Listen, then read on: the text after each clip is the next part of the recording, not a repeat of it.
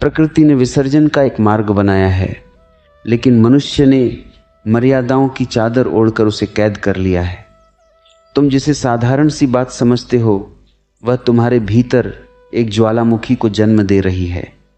जरा सोचो, उस वेग को रोकना जो बाहर निकलना चाहता है शरीर के साथ कैसा क्रूर मजाक है। तुम अपनी सभाओं में, अपनी महफिलों में मुस्कुराते हुए बैठे हो, लेकिन भीतर एक युद्ध चल रहा है। वह जल जो विष बनने की कगार पर है, उसे तुमने तिजोरी में बंद धन की तरह सहेज कर रखा है। किस लिए? प्रतिष्ठा के लिए, समय बचाने के लिए। सावधान हो जाओ, यह संयम नहीं, ये आत्मघात है। तुम्हारा मूत्राशय कोई मिट्टी का घड़ा नहीं है जिसे तुम अंतहीन भरते जाओगे। वह एक जीवित तंत्र है।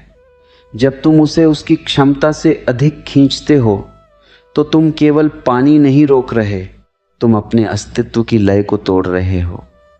लोग कहते हैं थोड़ी देर और सही, लेकिन वह थोड़ी देर तुम्हारे गुर्दों, किडनीज के लिए काल बन सकती है। शरीर का अपना शास्त्र है, अपनी पुकार है। जब वह पुकार उठे तो संसार के सारे काम दो कौड़ी के हो जाते हैं।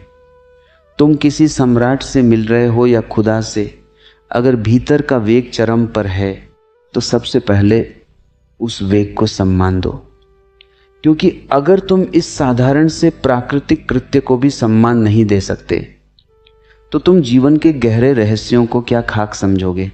हैरानी की बात तो देखो, लोग ध्यान की बातें करते हैं, समाधि की बातें करते हैं, लेकिन उन्हें यह नहीं पता कि जब शरीर का विसर्जन तंत्र चिल्ला रहा हो तब सारा ध्यान वहीं अटक जाता है। तुम बुद्ध नहीं बन सकते अगर तुम्हारी अंतड़ियां और मूत्राशय संकट में हैं। ये जो रोकने की कला तुमने सीखी है, ये तुम्हें भीतर से सड़ा रही है। वह रुका हुआ जल संक्रमण इन्फेक्शन का घर है, वह बैक्टीरिया का निमंत्रण पत्र है। तुम बाहर इत्र छिड़कते हो और भीतर जहर पाल रहे हो। थोड़ा सोचो उस हास्यास्पद स्थिति के बारे में जब तुम पैर मरोड़ रहे होते हो, माथे पर पसीना होता है और तुम बस एक खाली कोने की तलाश में होते हो।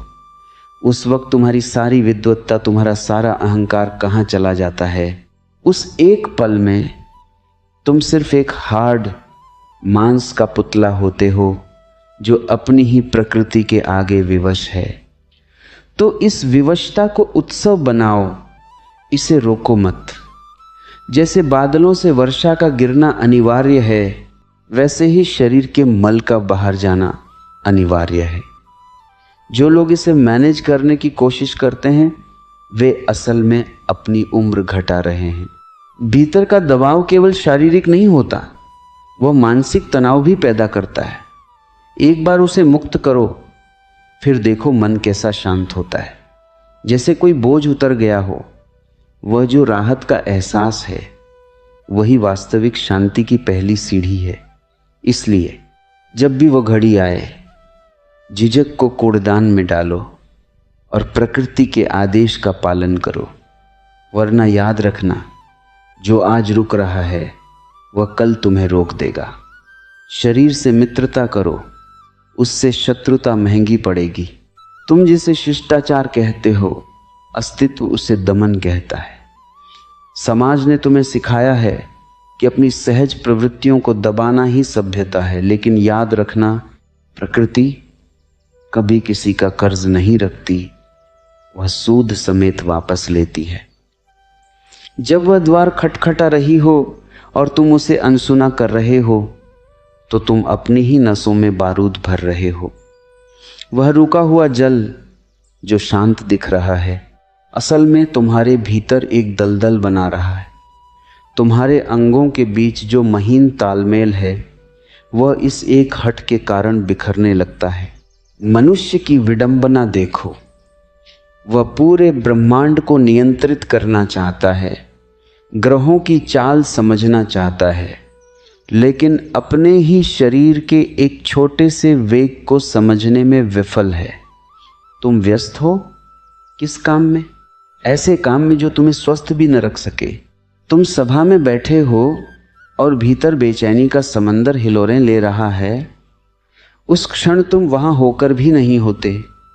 तुम्हारी आत्मा उस समय सिर्फ एक ही प्रार्थना कर रही होती है, मुक्ति की, और तुम उसे कैद किए बैठे हो। यह कैद तुम्हें गंभीर बीमारियों के अंधेरे कुएं में धकेल देगी। पथरी, संक्रमण और गुर्दों की विफलता, ये सब उसी रोकने के अहंकार का परिणाम है। हंसते हैं लोग इस पर, क्योंकि उन्हें लगता है ये बहुत तुच्छ विषय है, लेकिन जीवन तुच्छता में ही छिपा है। सांस लेना तुच्छ है, पानी पीना तुच्छ है, तो फिर विसर्जन तुच्छ कैसे हो गया? जो प्रवेश है वही निकास है। यदि तुम निकलने का मार्ग अवरुद्ध करोगे तो प्रवेश की गरिमा भी खो जाएगी। तुम सुंदर भोजन करते हो, अमृत जैसा जल पीते हो, लेकिन यदि उसे बाहर जाने का सम्मान नहीं देते तो वह अमृत भी भीतर जाकर विष बन जाता है। शरीर की भाषा को पढ़ो, वह इशारे देता है, वह चेतावनी देता है, वह तुम्हें बताता है कि अब सीमा आ चुकी है। जो समझदार है वह झुक जाता है, जो मूर्ख है वह अकड़ में खड़ा रहता है और अपनी ही दीवारों को कमज़ोर कर लेता है। तुम अपने घर की नालियों को तो रोज़ साफ करते हो, लेकिन इस मंदिर की सफाई को टालते रहते हो। याद रहे, यह मुक्ति केवल शारीरिक नहीं है।